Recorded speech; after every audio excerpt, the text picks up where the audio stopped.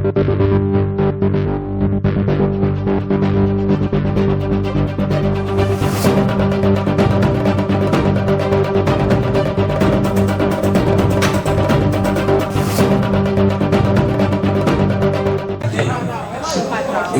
ladies and gentlemen, as I'm trying to acknowledge the Alao Fuji, the Mandela one, the Kwamwire one. Ladies and gentlemen, who am I talking about? Alaji, one and only. Alaji, the man was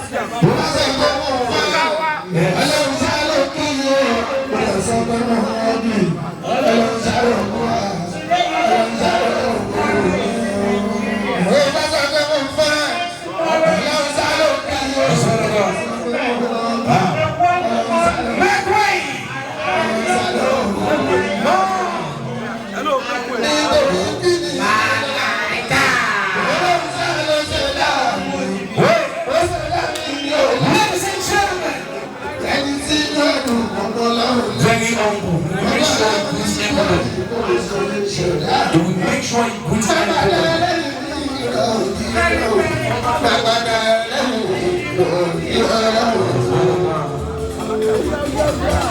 ladies and gentlemen, listen.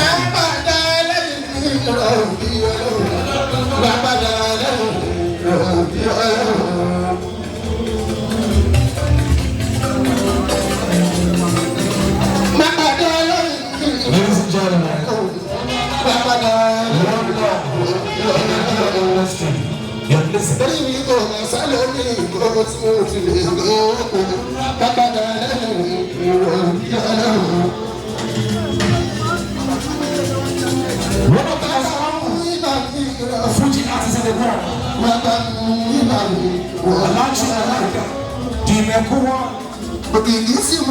the fashionista Fuji.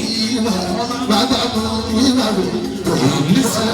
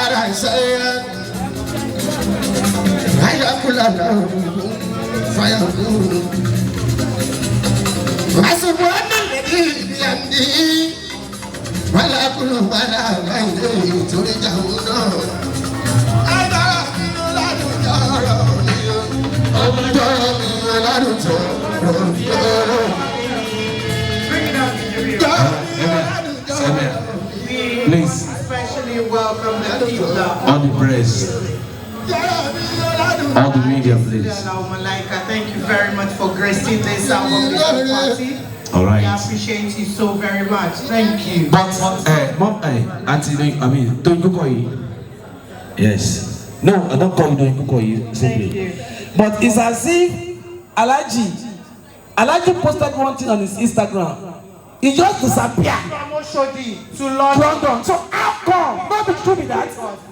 Alaji. One logo ni. Alaji. One logo. Ọkọ ṣe báyìí. Balagbada kí ni ẹ. Bam. Ìbí náà máa dọ̀ fẹ́ǹsì mọ́ bọ̀. Níbo ni wàá máa ti báyìí? Ajégúnlẹ̀ ni o. Má kọjá ìyá rẹ o. God bless you, boss of life, for coming through. I really appreciate your presence. Ladies and gentlemen, it's still the album listening party. Like we said, it's going to be amazing. Yes, we're welcoming all this wonderful dancers coming in. Wow. We appreciate it.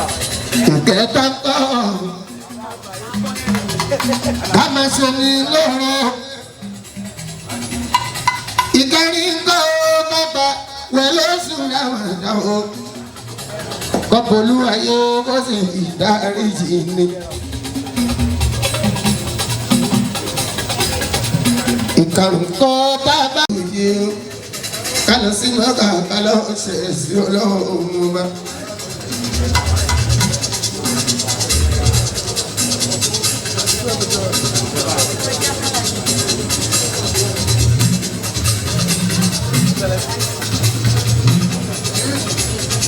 Àwọn èèyàn ojoojúmọ́ làwọn pèsè o.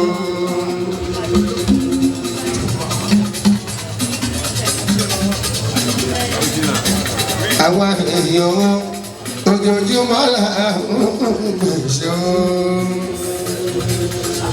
Ojoojúmọ́ làwọn pèsè àbí kọ́lọ́run dáríjì wá o.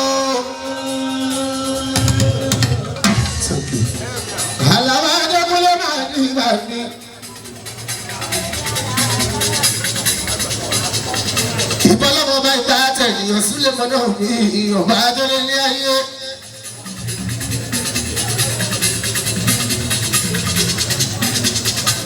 Ilé ayé lẹ́yìn mẹ́rin ọba kàlá o.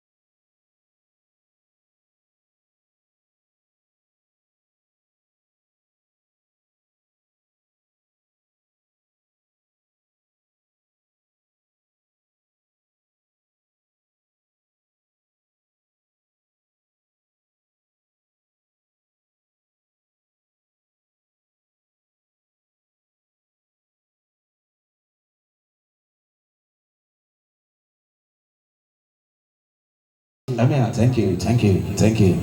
Like what you said it all the time, when all the dignitaries. Ladies and gentlemen,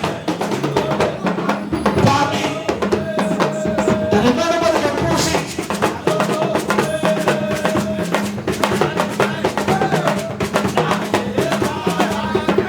Ladies and gentlemen,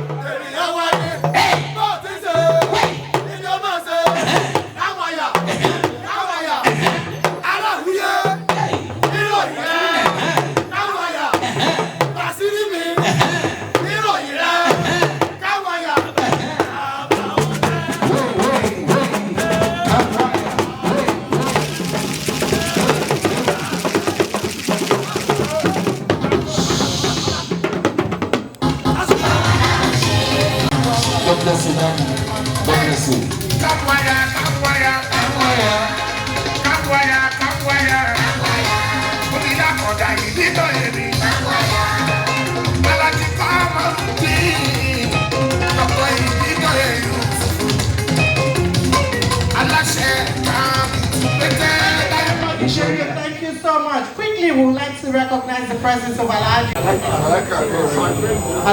Malaika is paying the Qibla.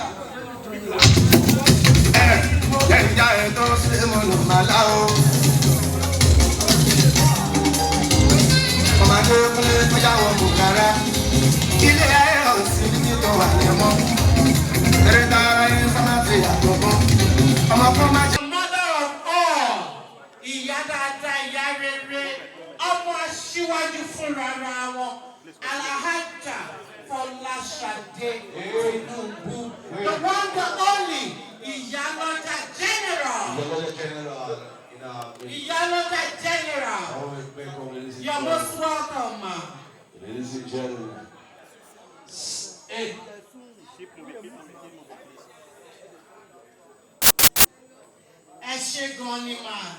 This is one woman you will not see just anyhow. Hello.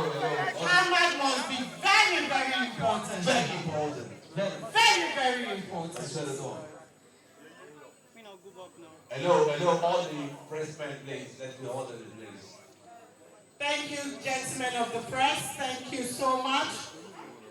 Let's let it go.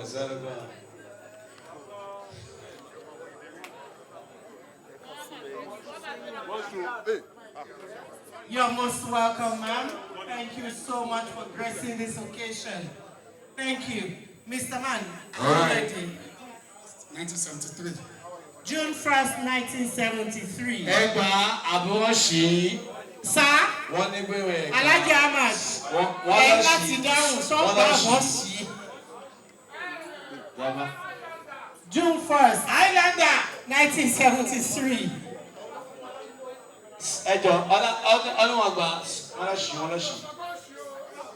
Sọ́gbà.